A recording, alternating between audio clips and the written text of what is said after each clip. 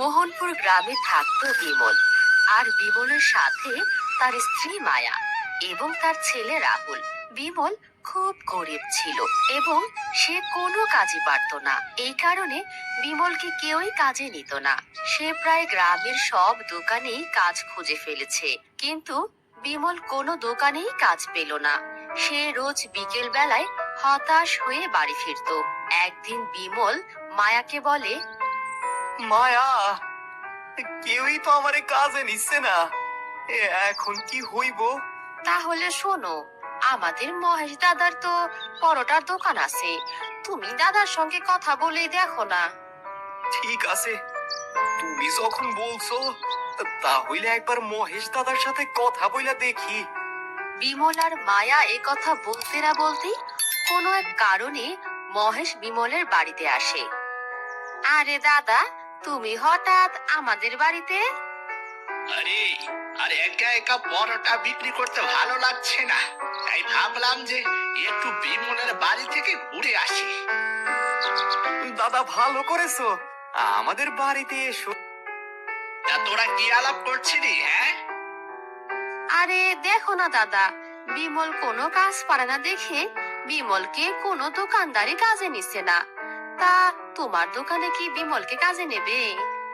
হ্যাঁ নেব, কিন্তু বিমল ভালোভাবে কাজ করতে পারবে তো? হ্যাঁ দাদা, আমি ভালো মতন কাজ করব। এমন সময় বিমলের ছেলে রাহুল বাইরে থেকে আসছে। মামা, ভালো আছো? হ্যাঁ রে ভাগ্নে, ভালো আছি। তুমি ভালো আছো তো? হ্যাঁ মামা, আমিও ভালো আছি। এই বলে মহেশ সেখান থেকে চলে যায়। পরের দিন সকালে বিমল ঘুম থেকে উঠেই মহেশের দোকানে চলে যায়। এসেছো ভাই বিমল? হ্যাঁ মহেশ দা। তো কাজে লেগে পড়ো তাহলে। এই বলতেই মহেশের দোকানে একটি লোক এসেছে। মহেশ দা, তোমার পরোটা কত করে দিচ্ছ গো? আর কত বাপু, ওই 20 টাকা। আমাকে এক প্লেট দাও তো। হ্যাঁ দিচ্ছি দিচ্ছি। বিমল আসাতে মহেশের ভালোই বিক্রি হতে লাগলো।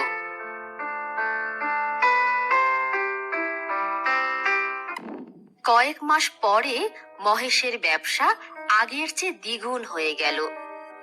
এইদিকে রাতে বিমল মায়াকে বলে, মানে মায়া, মহেশ দা আমারে আগের থেকেও অনেক কম টাকা দেয়, যা দিয়া আমার সংসারটা ঠিক মতো চলছে না। তাহলে তুমি দাদাকে বলে টাকা বাড়াতে। তাই ভাবছি কালকে সকালে বলতে হবে। এমন সময় পাশে রাহুল বলে, বাবা, আমার পরোটা খেতে খুব ইচ্ছে করছে, আনবে বাবা? আজ না বাবা, কাল সকালবেলা তোমারে আমি পরোটাই না দেব। পরের দিন সকালে বিমল মহেশের দোকানে পৌঁছে প্রথম তার বেতন বাড়ানোর কথা বলে। মহেশ দা, আমার বেতনটা না বাড়াইতে হইব। এই সামান্য বেতনে আমার সংসারটা চলছে না। এমন সময় দুটো আসে মহেশের দোকানে। দাদা, আমাকে এক প্লেট পরোটা দাও তো। হ্যাঁ বিমল দা, আমাকেও এক প্লেট দিও। মহেশ চালাকি করে বিমলকে কাজে লাগিয়ে দেয়। বিকেল বেলা বিমল মহেশের কাছে কথাটা বলে। দাদা, আমার বেতনের ব্যাপারটা। টাকা কি গাছে ধরে যে তোকে পেরে দিয়ে দেব? কোনো টাকা পয়সা বাড়াবো না, এই টাকায় কাজ করতে হলে কর, নালে অন্য লোক রেখে নেব। ঠিক আছে, আমি আর তোমার দোকানে কাজ করব না। এই কথা বলে বিমল সেখান থেকে চলে যায়।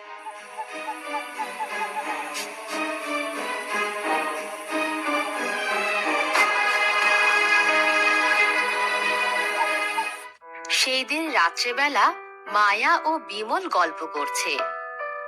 মায়া, যেই একটা কাজ পেয়েছিলাম সেইটাও তো হাত ছাড়া হয়ে গেল, তাহলে এখন আমাগোর পেট চলবো কেমনে?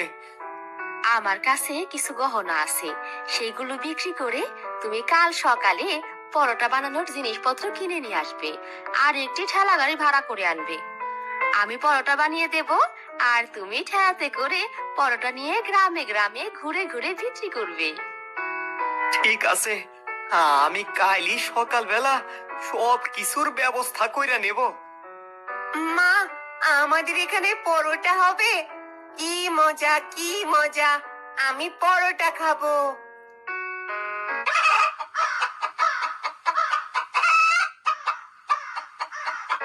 পরের দিন সকাল সকাল বিমল পরোটা বানানোর জিনিস কিনতে বাজারে যায়।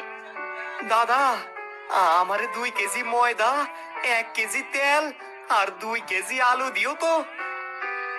হ্যাঁ দাদা, দিচ্ছি।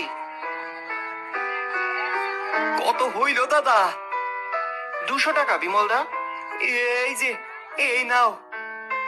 বাজার করে বিমল বাড়িতে পৌঁছায়। তারপর তাড়াতাড়ি করে বিমল এবং মায়া মিলে পরোটা বানিয়ে ঠেলাতে রেখে দেয়। দেরি না করে বিমল ঠেলা নিয়ে ব্যবসার উদ্দেশ্যে রওনা দেয়। কিছু দূর যাওয়ার পরে একটি গাছের নিচে তার ঠেলাটা লাগায়। আসুন দাদা, আসুন দিদি, গরম গরম পরোটা খেয়ে যান। এই ডাক শুনে বিমলের দোকানে একটি লোক আসে এবং বলে, বিমলদা, তোমার পরোটা কত করে দিচ্ছ গো? মাত্র 10 টাকা বাবু। ঠিক আছে, 2 প্লেট প্যাক করে দাও। এই নিন বাবু। এইভাবে 2-1 করে আসতে আসতে সব পরোটা শেষ হয়ে গেল। বিমল মনে মনে খুব খুশি হতে লাগলো। প্রথম দিনই আমার সব পরোটা বিক্রি হইয়া গেল। এখন থেকে রোজ এইখানে দোকান লাগাবো। এই বলে বিমল সব জিনিস গুটিয়ে সেখান থেকে বাড়ি চলে যায়। কি গো, তোমার এত দেরি হলো কেন? রাহুল কখন থেকে বসে আছে একসাথে খাবে বলে। চলো, খাবার দেবে? তাস বিক্রি কেমন হলো? ভালোই হয়েছে, সব পরোটা গুলা বিক্রি হইয়া গেছে। বাহ, দারুণ তো। তাহলে তো এখন থেকে আমি তোমাকে রোজ পরোটা বানিয়ে দেব, আর তুমি তা বিক্রি করবে। আমি ওটাই ভাবছিলাম, বুঝলে গিন্নি।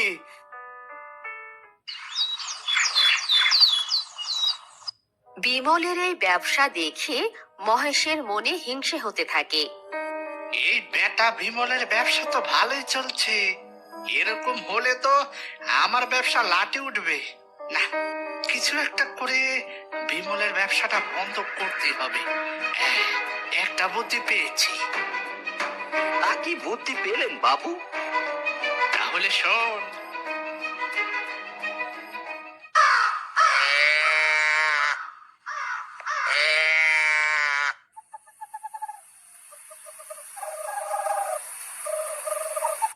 সেই দিন রাতে পচা ও মহেশ দুজনে বিমলের ঠেলা গাড়িতে আগুন লাগানোর জন্য আসে। এরে বাচ্চা, এ দাঁড়িয়ে আছিস কেন? যা যা, তাড়াতাড়ি আগুনটা লাগিয়ে দে বিমলের ঠেলা গাড়িতে। কিন্তু বাবু, বিমলের তো অনেক বড় ক্ষতি হয়ে যাবে যে। বেশি কথা না বলে তাড়াতাড়ি যা, আগুনটা লাগিয়ে দে।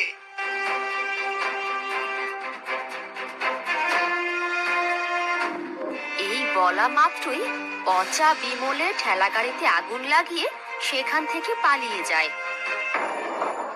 সকালে উঠে বিমল দেখে যে তার ঠেলা গাড়ি আগুনে পুড়ে প্রায় শেষ হয়ে গেছে।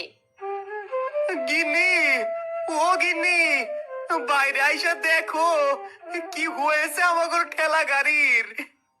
ও মা, এ কি সর্বনাশ হলো আমাদের!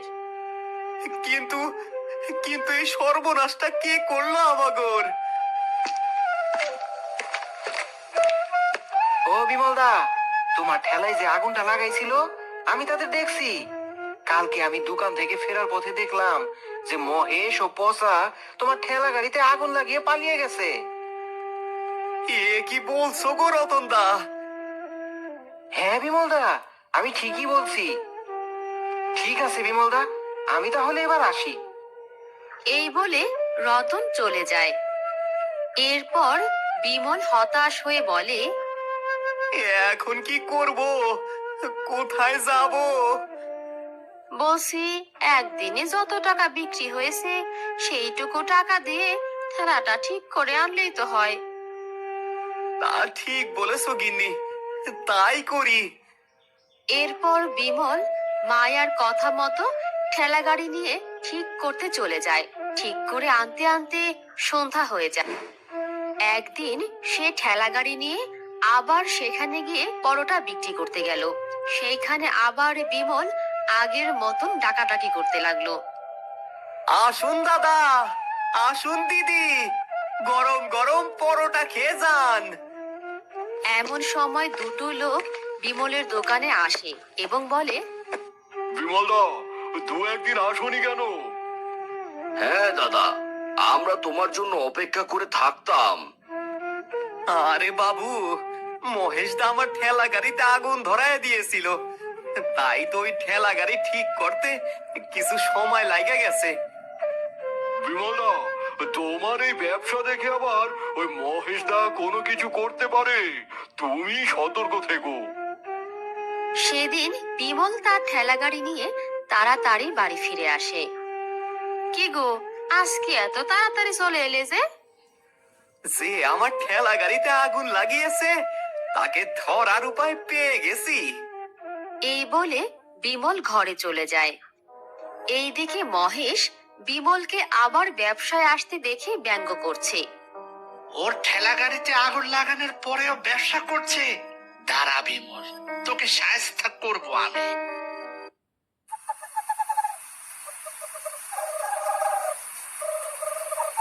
পরের দিন রাতে মহেশ বিমলের বাড়িতে যায় এবং সে ভাবে, কি যে করবো, কিছুই তো মাথায় আসছে না। ঠেলা গাড়িটা ভেঙে দেই। মহেশ যেই বিমলের গাড়িটা ভাঙা শুরু করলো তখন একটা আওয়াজ হয় এবং সেই আওয়াজ শুনে বিমলের ঘুম ভেঙে যায় এবং বাইরে এসে দেখে মহেশ তার ঠেলা গাড়ির সামনে। ও, তুমি আমার সর্বনাশটা করছিলা, আর ওই দিনকা তুমি আমার ঠেলা গাড়িতে আগুন লাগাইছিলা। আমি আমি কিছু করিনি বিমল ভাই, আমাকে ছেড়ে দাও। তোমার বিচার জমিদার বাবুই করবেন। বিমল মহেশকে আটকে রাখে।